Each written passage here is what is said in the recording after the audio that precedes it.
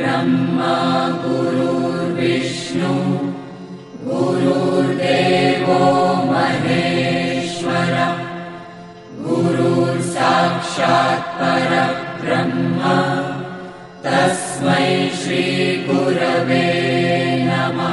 गुरुर्ब्रह्मा गुरुर्विष्णु गुरुर्देवो महेश्वर गुरुर्साक्षात् परब्रह्म तस्मै श्री गुरवे नमः।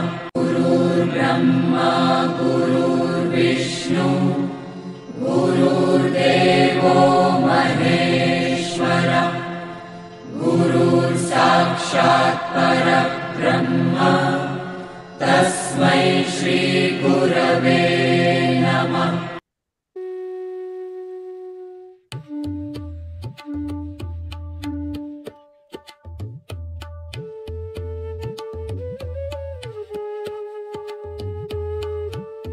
भगवद्गीता ज्ञानेश्वरीच्या आधारे सुरू असलेल्या ह्या प्रवचन मालिकेचे शीर्षक अध्यात्म यात्रा असे आहे। अध्यात्म यात्रेचे आजचे हे 149वे प्रवचन पुष्प आहे। या अध्यात्म यात्रेत सहभागी झालेले माझे सर्व सहप्रवासी साधक बंधू भगिनी आपल्या प्रत्येकाच्या हृदयात सदैव उपस्थित व उपलब्ध असणाऱ्या भगवंतास गुरुतत्वास साष्टांग नमस्कार। ही प्रवचन मालिका भगवान श्रीकृष्ण प्रभू श्री राम संत ज्ञानेश्वर माऊली व सद्गुरु श्री ब्रह्मचैतन्य गोंदवलेकर महाराजांच्या कृपेने इच्छेने आधाराने आशीर्वादाने व फक्त त्या सर्वांच्या कर्तृत्वाने सुरू आहे। आपण भगवद्गीता ज्ञानेश्वरीचा 16वा अध्याय दैवासुर संपद विभाग योग याचे अध्ययन रूपी श्रवण करत आहोत। कालच्या 148व्या प्रवचन पुष्पात आपण आसुरी लोकांची 18 चिन्हे कोणती आहेत, त्यांना कसे ओळखावे व त्यांच्या संगतीत का राहू नये याचे अध्ययन रूपी श्रवण केले। आजच्या 149व्या प्रवचन पुष्पात आपण मनुष्याने शास्त्र कर्म का करावे याचे अध्ययन रूपी श्रवण करणार आहोत। दररोज प्रमाणे आजच्या प्रवचन पुष्पाच्या शेवटी गुरु श्रीकृष्ण व संत ज्ञानेश्वर माऊली आजच्या अर्जुनाला आजच्या सामान्य माणसाला कोणता संदेश कोणता विवेक विचार समोर ठेवणार आहेत हे देखील आपण ह्या प्रवचन पुष्पाच्या शेवटी समजून घेणार आहोत। कुरुक्षेत्राच्या अतिपवित्र व अमर युद्धभूमीवर गुरु श्रीकृष्ण व शिष्य अर्जुनाचा भगवान श्रीकृष्ण व भक्त अर्जुनाचा सुख संवाद मधुर संवाद अमर संवाद अतिपवित्र संवाद सुरू आहे। गुरु श्रीकृष्ण शिष्य अर्जुनाला विविध विषयावर मार्गदर्शन करून त्याला अंतर्बाह्य स्थिर शांत व प्रसन्न करण्याचा तळमळीने प्रयत्न करत आहेत। आपल्या गुरूंच्या मार्गदर्शनाचे मनोभावे श्रवण करून शिष्य अर्जुन देखील हळूहळू टप्प्याटप्प्याने क्रमाक्रमाने आत्मज्ञानाच्या मंदिराची एक एक पायरी चढत चढत स्थिर शांत व प्रसन्न होताना स्पष्ट जाणवत आहे।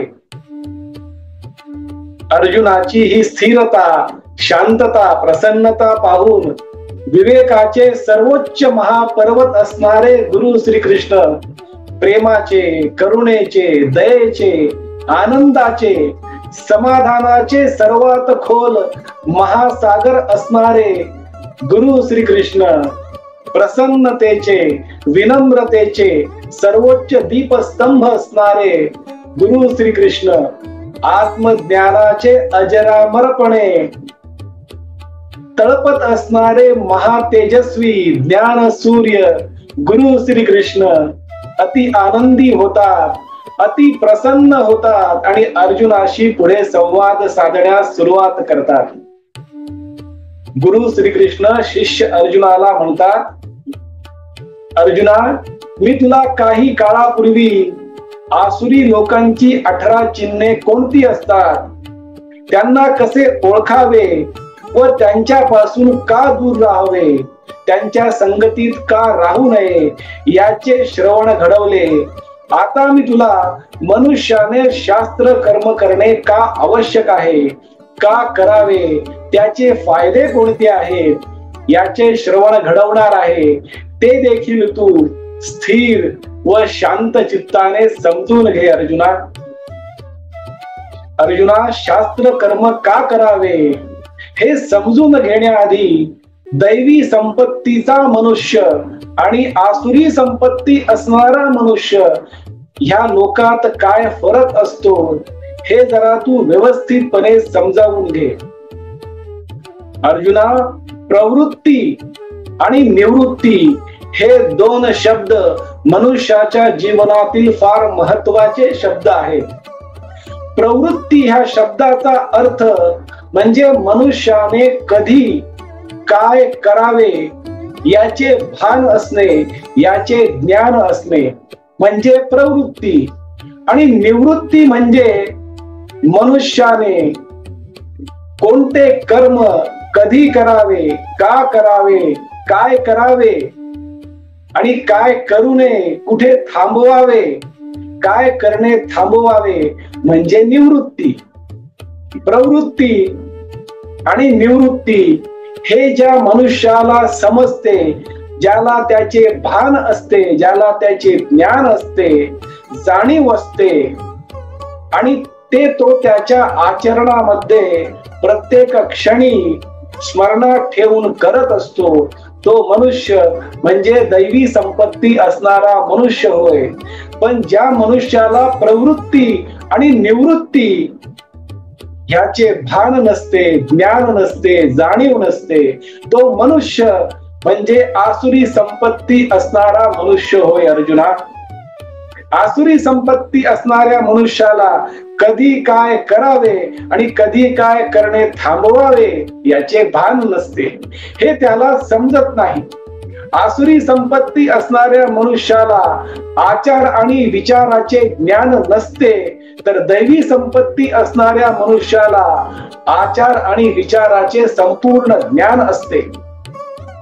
याचे महत्वाचे कारण म्हणजे दैवी संपत्ती असणाऱ्या मनुष्याचे मन, चित्त, अंतःकरण, अंतर्बाह्य शुद्ध, सात्विक आणि पवित्र असते.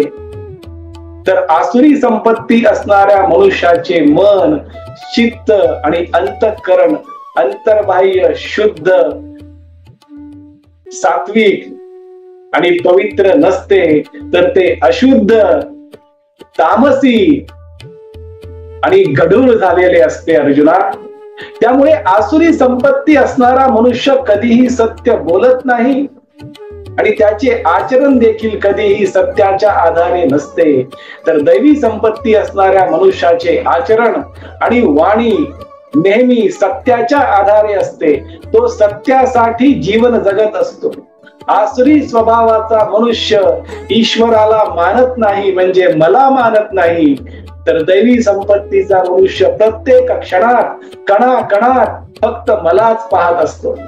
आसुरी संपत्तीचा मनुष्य असे म्हणतो की या सृष्टीचा निर्माता मी आहे, तर दैवी संपत्तीचा मनुष्य असे म्हणतो की संपूर्ण सृष्टी, हे संपूर्ण ब्रह्मांडाचा नायक माझा ईश्वर आहे. भगवंतावर, देवावर, गुरुवर विश्वास ठेवणारा दैवी संपत्तीचा मनुष्य असतो, तर आसुरी संपत्तीचा मनुष्य देवावर, भगवंतावर आणि गुरुवर कदापि विश्वास ठेवत नसतो. आसुरी संपत्तीचा मनुष्य म्हणतो की ही सृष्टी ईश्वराशिवाय निर्माण झाली, तर दैवी संपत्तीचा मनुष्य असे म्हणतो की ही सृष्टी ईश्वरानेच निर्माण केली. आसुरी संपत्तीचा मनुष्य फक्त शारीरिक सुखांना, इंद्रिय सुखांनाच महत्व देतो, तर दैवी संपत्ती असणारा मनुष्य इंद्रियांना आणि शरीराला आत्मकल्याणासाठी, स्वकल्याणासाठी, समाजाच्या कल्याणासाठी, सृष्टीच्या संयोगासाठी त्याचा वापर करत असतो. आसुरी संपत्तीचा मनुष्य विषय भोगात रममाण झालेला असतो, तर दैवी संपत्तीचा मनुष्य विषयांना फारसे महत्व देत नाही. विषयांना फक्त शरीर चालवण्यासाठी महत्व देतो. आसुरी संपत्तीचा मनुष्य प्रसंगी कर्ज काढून विषयांचा आणि इंद्रिय सुखांचा आणि शरीराचे लाड करत असतो, तर दैवी संपत्ती असणारा मनुष्य स्वतःजवळ असलेले योग्य त्या ठिकाणी, योग्य त्या मनुष्याला, योग्य त्या स्थितीमध्ये दान करत असतो. आसुरी संपत्तीचा मनुष्य भ्रामक कल्पना घेऊन जीवन जगत असतो, तर दैवी संपत्तीचा मनुष्य कोणत्याही भ्रामक कल्पनेच्या आधारे जीवन न जगता फक्त आणि फक्त शुद्ध जाणीवेच्या आधारे, शुद्ध चैतन्याच्या आधारे, शुद्ध अस्तित्वाच्या आधारे म्हणजेच सत्याच्या आधारे जीवन जगत असतो. कारण दैवी संपत्तीचा मनुष्य हे भगवंतावर, गुरुवर संपूर्ण विश्वास ठेवून त्याच्यावर निर्धारित जीवन जगत असतो. अर्जुना, दैवी संपत्ती आणि आसुरी संपत्ती असणाऱ्या मनुष्यातील पुढील काही फरक देखील समजून घे. अर्जुना, आसुरी संपत्तीचा मनुष्य त्याच्या चित्तामध्ये एकानंतर एक अशा अनंत इच्छा निर्माण करतो आणि स्वतःला बंधनामध्ये अडकवून घेतो, तर दैवी संपत्तीचा मनुष्य असलेल्या इच्छा देखील नष्ट करतो, सोडतो, त्यांचा त्याग करतो आणि नवीन इच्छा मनामध्ये, चित्तामध्ये, अंतःकरणामध्ये निर्माण होऊ देत नाही. आणि अशा प्रकारे दैवी संपत्तीचा मनुष्य मुक्त जीवन जगतो, अनिच्छेने जीवन जगतो. आसुरी संपत्तीचा मनुष्य काम, क्रोध, मोह, लोभ, मद, मत्सर या नरकाच्या 6 दरवाजामध्येच सतत घुटमळत असतो, तर दैवी संपत्तीचा मनुष्य ह्या नरकाच्या दरवाजांकडे ढुंकून देखील पाहत नाही किंवा हे नरकाचे दरवाजे त्याच्या आसपास देखील येत नाही. आसुरी संपत्तीचा मनुष्य इंद्रिय सुखांसाठी अन्यायाने, अधर्माने धन कमावून जीवन जगत असतो, तर दैवी संपत्तीचा मनुष्य स्वकर्माने, प्रयत्नाने, निस्वार्थपणे कमावलेले धन देखील दान करण्याच्या योग्य त्या मनुष्याला आणि योग्य त्या स्थितीमध्ये, योग्य त्या ठिकाणी दान करत असतो. जे काही प्राप्त केलेले आहे ते सर्वच माझे आहे असे आसुरी संपत्तीचा मनुष्य म्हणत असतो, तर दैवी संपत्तीचा मनुष्य जे काही मी कमावलेले आहे, जे काही माझ्याकडे आहे ते माझ्या आई वडिलांच्या आशीर्वादामुळे, माझ्या गुरूंच्या कृपेमुळे आणि माझ्या भगवंताच्या इच्छेमुळे मला मिळालेले आहे. हे सर्व त्यांचे आहे, याचा फक्त मी सांभाळ करत आहे, अशी भावना दैवी संपत्ती असलेल्या मनुष्याच्या जीवनामध्ये असते. आसुरी संपत्तीचा मनुष्य म्हणतो की भविष्य काळातही जे धन, जी संपत्ती, जे सोने नाणे कमवेल ते माझे असेल, तर दैवी संपत्तीचा मनुष्य म्हणतो जे काल होते, जे आज आहे आणि जे उद्या असणार आहे ते सर्वच माझ्या आई वडिलांमुळे, गुरूंमुळे आणि माझ्या भगवंतामुळे आहे. याचा मी फक्त सांभाळ करण्यासाठी मला रखवालदार म्हणून ठेवलेले आहे, अशी भावना दैवी संपत्तीच्या मनुष्याच्या मनामध्ये, चित्तामध्ये आणि अंतःकरणामध्ये असते. आसुरी संपत्ती असणारा मनुष्य असे म्हणतो की या संपूर्ण विश्वाची संपत्ती मीच जिंकेन, या पृथ्वीचा सम्राट मीच होईल. तर दैवी संपत्तीचा मनुष्य म्हणतो की या संपूर्ण सृष्टीचा आणि या पृथ्वीचा मी सेवक होईल. आसुरी संपत्तीचा मनुष्य असे म्हणतो की हे सर्व लोक मला मानतील, देवाला मानणार नाहीत. तर दैवी संपत्तीचा मनुष्य असे म्हणतो की मी सर्वांना देवाला मानण्यासाठी विनवणी करेन, कारण मी त्या भगवंताचा आणि गुरूंचा सेवक आहे. आसुरी संपत्तीचा मनुष्य म्हणतो की सर्व लोक माझ्याच आज्ञेचे पालन करतील, तर दैवी संपत्तीचा मनुष्य म्हणतो की मी माझ्या भगवंताच्या, गुरूंच्या आणि आई वडिलांच्या आज्ञेचे पालन करेन. आसुरी संपत्तीचा मनुष्य म्हणतो की सर्वात ज्ञानी, शक्तिशाली, प्रसिद्ध आणि श्रीमंत मीच आहे, तर दैवी संपत्तीचा मनुष्य म्हणतो की तो ईश्वर, ते गुरु सर्वात श्रीमंत आहेत, सर्वात ज्ञानी आहेत, सर्व ज्ञानी आहेत, सर्व शक्तिशाली तेच आहेत, तेच सर्व करून घेत असतात. आणि ह्याचे कारण म्हणून आसुरी संपत्तीचा मनुष्य नरकाच्या दरवाजात पडून जिवंतपणी नकारात्मक जीवन जगून सतत प्रत्येक क्षण नरकात पडल्याचा अनुभव जिवंत असतानाच घेत असतो. तर दैवी संपत्तीचा मनुष्य त्याच्या प्रत्येक क्षणाचे, कणाकणाचे सोने करून त्याचे जीवन स्वर्गमय जिवंत असतानाच बनवतो. अर्जुना, आसुरी संपत्तीचे मनुष्याचे मन भ्रामक झालेले असते, तो लोभाच्या जाळ्यात पडलेला असतो, इंद्रिय सुखांच्या साठीच तो जगत असतो. असा मनुष्य नरकाची तयारी जिवंत असतानाच करतो. तर दैवी संपत्ती असणारा मनुष्य सत्याच्या आधारे जीवन जगतो, लोभाच्या जाळ्यात अडकत नाही, मोहाच्या जाळ्यात अडकत नाही आणि इंद्रिय सुखांना शून्य महत्व देतो आणि म्हणून तो स्वर्गाची तयारी करतो. आसुरी संपत्ती असणारा मनुष्य आसक्तीपूर्ण जीवन जगतो, दैवी संपत्ती असणारा मनुष्य अनासक्तीने जीवन जगतो. आसुरी संपत्ती असणारा मनुष्य अज्ञानाच्या अंधकारात भरकटत जातो, दैवी संपत्ती असणारा मनुष्य ज्ञानाच्या उजेडात, ज्ञानाच्या प्रकाशात प्रत्येक क्षण घालवत असतो. आसुरी संपत्ती असणाऱ्या मनुष्याचे वर्तन पापमय असते, तर दैवी संपत्ती असणाऱ्या मनुष्याचे वर्तन निष्पाप असते. आसुरी संपत्तीचा मनुष्य सर्वांचा अनादर करतो, फक्त स्वतःचेच महत्व वाढवतो, अज्ञानात जगतो, कोणत्याही नियमांचे पालन करत नाही, अहंकारी वृत्ती निर्माण करतो, गरज पडली तर जिभेच्या चोचले पुरवण्यासाठी प्राण्यांची हत्या करून पोट भरतो, सामाजिक व्यवस्थेचे पालन करत नाही. तर दैवी संपत्तीचा मनुष्य सर्व नियमांचे पालन करतो, सामाजिक नियमांचे, कौटुंबिक नियमांचे पालन दैवी संपत्तीचा मनुष्य करतो, निरअहंकारी वृत्ती निर्माण करतो, प्राण्यांना इजा होऊ देत नाही आणि सामाजिक व्यवस्थेचे देखील पालन करून सर्वांचा आदर करतो, स्वतःचे महत्व कमी करतो, इतरांना महत्व जास्त देतो.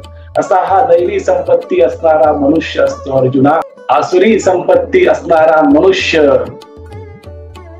जीवन जगतानाच नरकाची यातना भोगून शिक्षा भोगत असतो, पशु समान जीवन जगतो.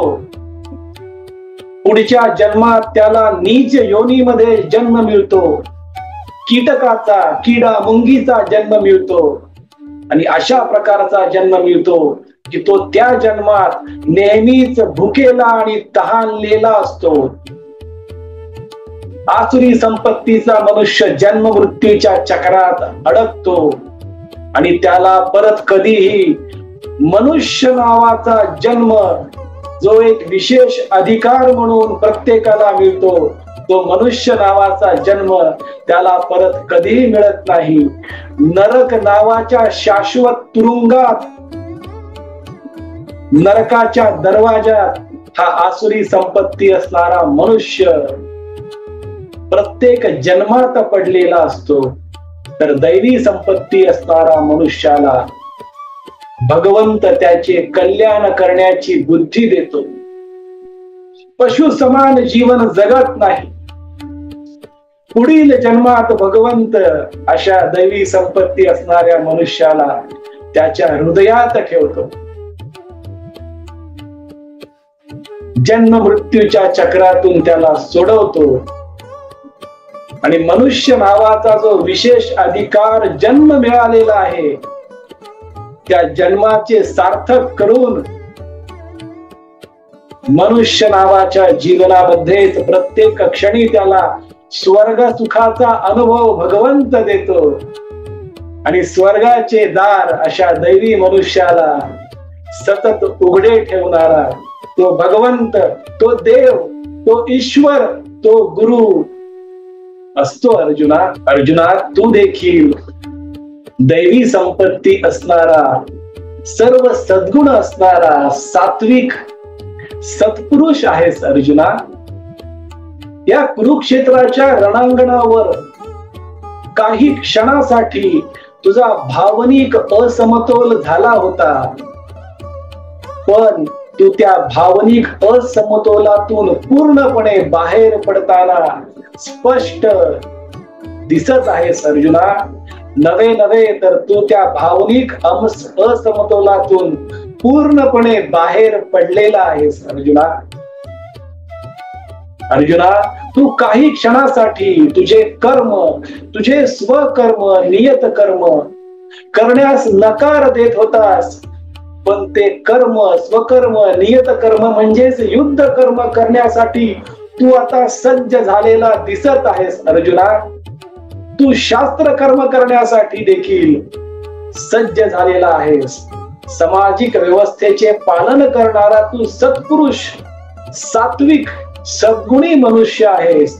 दैवी संपत्ती असणारा मनुष्य आहेस. अर्जुना, तुझ्यासारख्या सत्पुरुषाच्या, सात्विक मनुष्याच्या प्रेमात पडणे हे मी माझे कर्तव्य आणि भाग्य, सौभाग्य समजतो. अर्जुना, बघ अर्जुना, तुझ्या मागे मागे कुरुक्षेत्राच्या रणांगणावर मी तुझा चाकर बनून, तुझा रथ हाकण्यासाठी तुझा सारथी बनून इथे उपस्थित आहे. अर्जुना,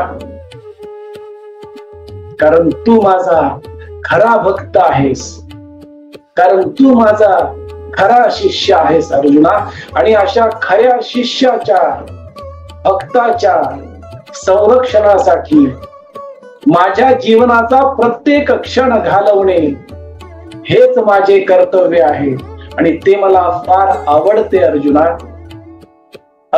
उठ, उभा राहा. तुझ्या समोर टाकलेले शस्त्र आत्मविश्वासाने उचल आणि तुझे कर्म करण्यासाठी, स्वकर्म, नियत कर्म म्हणजेच युद्ध कर्म करण्यासाठी सज्ज हो. अर्जुना, अशा प्रकारचे मार्गदर्शन, प्रोत्साहन गुरु श्रीकृष्ण द्वापार युगातील अर्जुनाला, शिष्य अर्जुनाला करत आहे. आजच्या अर्जुनाला, आजच्या सामान्य माणसाला गुरु श्रीकृष्ण व संत ज्ञानेश्वर माऊली हाच संदेश, हाच उपदेश, हाच विवेक विचार समोर ठेवत आहे की प्रत्येक मनुष्याने दैवी संपत्तीचे सद्गुण अंगी बाणवणे आवश्यक आहे. जर जीवनामध्ये आसुरी गुणांचा संचार झाला असेल तर त्याचा त्याग करणे आवश्यक आहे. नरकाचे 6 दरवाजे काम, क्रोध, मोह, लोभ, मद, मत्सर या 6 दरवाजातून स्वतःची सुटका करून घेऊन मुक्तीच्या मार्गावर जाणे आवश्यक आहे. लोभ सोडणे आवश्यक आहे. प्रवृत्ती आणि निवृत्ती, काय करावे आणि काय करू नये हे समजून घेऊन विवेकाच्या आधारे जीवन जगणे आवश्यक आहे. शास्त्र कर्म करणे म्हणजेच सामाजिक व्यवस्थेला मानून, कौटुंबिक व्यवस्थेला मानून प्रत्येक कर्तव्य कर्म आदराने, प्रेमाने करणे आवश्यक आहे. आणि जो मनुष्य शास्त्र कर्म करतो, सामाजिक कौटुंबिक व्यवस्थेला मानून शास्त्रविहित कर्म करतो, तो मनुष्य सिद्धीला पोहोचतो आणि असा मनुष्यच मुक्तीच्या मार्गावर, मोक्षाच्या मार्गावर मार्गक्रमण करून जीवनाचा प्रत्येक क्षण स्वर्गमय बनवू शकतो, ही शाश्वत हमी, हा आत्मविश्वास गुरु श्रीकृष्ण आणि संत ज्ञानेश्वर माऊली आजच्या अर्जुनाला, आजच्या सामान्य माणसाला ह्या 16व्या अध्यायातून देत आहेत.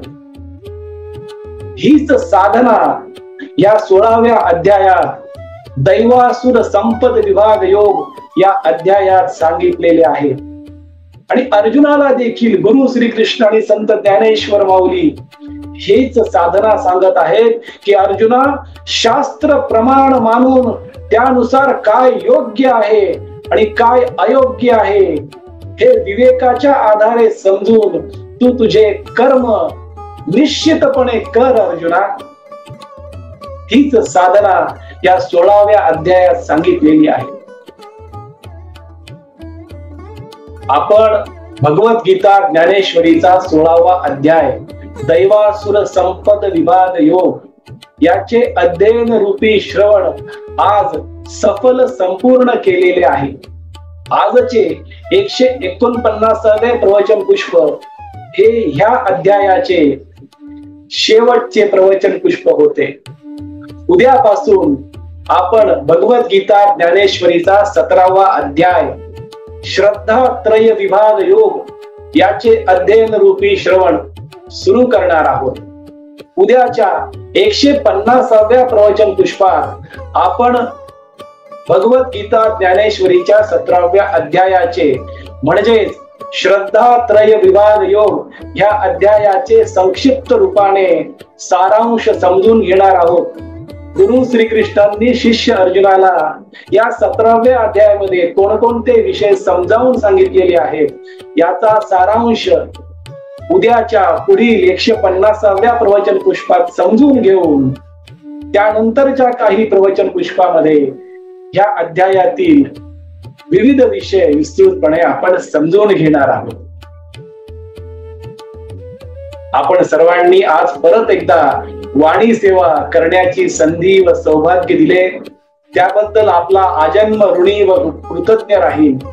आजची झालेली वाणी सेवा भगवान श्रीकृष्ण, प्रभू श्री राम व संत ज्ञानेश्वर माऊलींच्या चरणी, सद्गुरु श्री ब्रह्मचैतन्य गोंदवलेकर महाराजांच्या पवित्र पादुकावर व आई वडिलांच्या चरण कमलावर मनोभावे अर्पण करूयात.